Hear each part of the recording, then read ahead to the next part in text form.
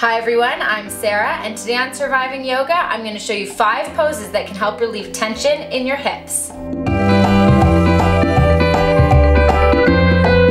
Most of us tend to hold quite a bit of tension in our hips, which can also cause lower back pain.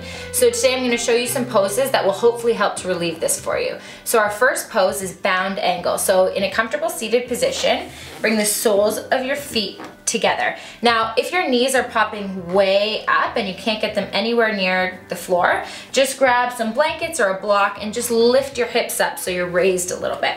And from here, start to actively push into your heels and then wrap your hands around your toes, and you can grasp your big toe with your thumb, and then start to sit up nice and tall while gently easing your knees towards the floor. Now you can stay here for as long as you'd like, and the longer you stay, the more open you're going to start to feel in your hips.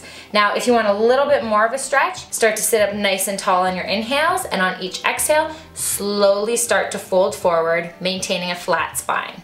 For our next pose, we're going to come into a deep lunge and really work our psoas muscle, which is a big muscle that comes and connects from your low back right down to your hip. So because this is such a big and strong muscle, we're going to hold this pose for a little bit longer. So in your deep lunge, stay here for about 5 to 10 breaths. And then we're going to start to work it a little bit deeper. So bring your hands down to the mat, and you can stay here for about 5 to 10 breaths as well. Now, if you're still comfortable to move a little bit further, we're going to start to walk our foot out to the side and then come onto the outside edge of your foot to really open up both hips at the same time. Then you can either stay propped up on your hands or start to lower down onto your forearms. Now this is going to be a difficult pose. You're going to start to feel some resistance. You might want to get out of it, but you're going to try to stay here for 2 to 5 minutes to really get the maximum benefits through your hips. So for pose number 3, we're going to move into cow face. So start in a table position with your hands below your shoulders and your knees below your hips. You're going to bring your right knee in slightly, so it's kind of right below your belly button. And then just bring your left knee right behind it. Separate your feet and start to sit back until your hips come to the floor. So you're going to be in kind of like this shoelace position with crossed legs. You can start to move your feet slightly away from your body and keep them flexed to protect your knees. Now from here, you should be feeling something already in your hips and a little bit in your hamstrings. From here, just sit up nice and tall. If you want to start to move a little bit further, once again, slowly start to walk your body forward over your hips to intensify the stretch, and then stay here for 2 to 5 minutes to really relieve tension.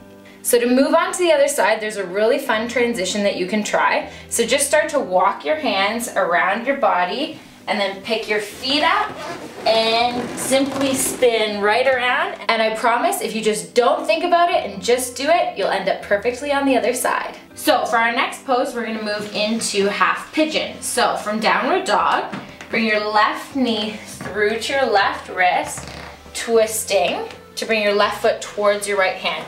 Now keep your left foot nice and flexed.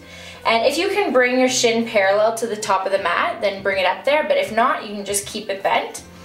Shimmy your back leg into your center line. And then you're going to sit up nice and tall.